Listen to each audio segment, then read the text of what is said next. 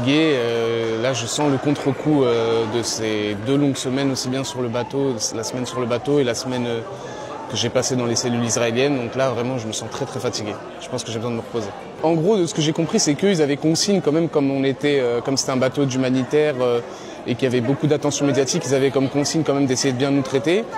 C'est-à-dire pas être violent, pas d'insultes, etc. Mais donc ce qu'ils faisaient en gros dans les cellules, c'est qu'ils essayaient d'un peu de nous torturer psychologiquement, en nous faisant croire qu'on allait rester 1 mois, 2 mois, en nous privant de tout moyen de distraction, donc pas de télévision, pas de lecture. Même à un moment, je suis venu avec un papier que m'avait passé l'avocate et un stylo.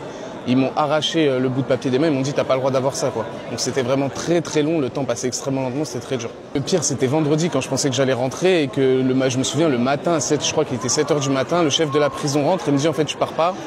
Il me raconte un peu le contexte et là je me dis je vais jamais partir en fait. Je me dis que les avions vont jamais repartir et je sais pas comment en fait je vais faire pour pouvoir un jour sortir de cette prison. Donc non, là vraiment c'était vraiment pour moi le pire jour, vraiment ce vendredi là c'était horrible. Les médias mainstream français, je suis pas choqué, je m'en doutais déjà un peu. De toute façon, je voyais quand j'étais sur le bateau, je regardais déjà un peu la couverture qui se faisait de cette initiative, donc là-dessus je suis pas choqué. Par contre ouais, quand je suis rentré, quand j'ai pu récupérer mon téléphone et que j'ai regardé sur les réseaux sociaux toutes les mobilisations, les gens, j'ai vu des gens qui criaient mon nom, qui demandaient ma sortie et tout, c'était incroyable. Et de toute façon, je sais que toute cette pression-là, elle a joué sur le fait qu'ils ont fait le plus vite possible pour nous sortir de cette prison. Donc vraiment merci à tous. Je l'ai déjà dit dans ma lettre, ouais, si c'était à refaire, je referais exactement la même chose, c'est-à-dire que j'embarquerai sur le bateau. Alors j'avais pas prévu le contexte de l'Iran. C'est pour ça qu'aussi j'ai pas signé la feuille. C'est sûr que le contexte de l'Iran, ça a tout bouleversé, etc. Mais je pense que je referai vraiment la même chose, c'est-à-dire que j'embarquerai sur le bateau et s'ils veulent nous arrêter, je signerai pas ce bout de papier qui est absolument infâme où ils disent que vous êtes rentrés dans le territoire israélien illégalement alors qu'ils sont venus carrément nous kidnapper dans les eaux internationales. On avait 0 contact avec l'extérieur. On n'avait ni accès à l'information, on savait pas ce qui se passait et on n'avait pas accès en fait à nos familles, on pouvait pas passer de coups de fil alors que normalement c'était dans les droits des prisonniers dans la prison dans laquelle j'étais. Je voyais les autres prisonniers passer des coups de fil et quand nous on demandait, ils disaient que nous on n'avait pas le droit, ce qu'on avait fait c'était inacceptable donc on n'avait pas le droit de passer de coups de fil. Donc j'essayais de temps en temps, soit à travers le consul, soit à travers mon avocate, de faire passer des messages ou aussi à travers la lettre que j'avais écrite où je disais que tout va bien et que moi je vais m'en sortir. Je sais la France a tout fait pour essayer de nous sortir le plus rapidement possible parce que pour eux on était un caillou dans leurs chaussures en fait. Après, une fois qu'ils nous ont extradés en Jordanie, nous on a eu l'ambassade française qui est venue nous chercher, mais ils sont juste venus nous chercher. Et après ils nous ont lâchés dans la nature en Jordanie, quoi, débrouillez-vous. Et le vol, ils nous ont même pas pris de vol de retour, etc. Donc en fait, ils voulaient juste un peu se débarrasser de nous et faire en sorte qu'on parle plus de nous, quoi. Ça va beaucoup mieux. Enfin non, ça a été hein, dans l'ensemble. Il y a les conditions de rétention qui étaient un peu compliquées, quoi, avec un régime fasciste, quoi.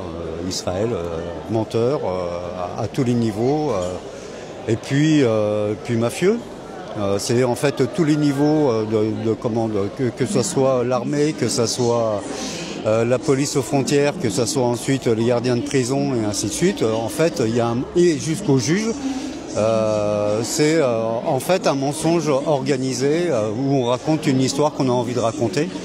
Comme quoi on est passé dans les eaux palestiniennes alors qu'on a été abordé à 150 000 nautiques.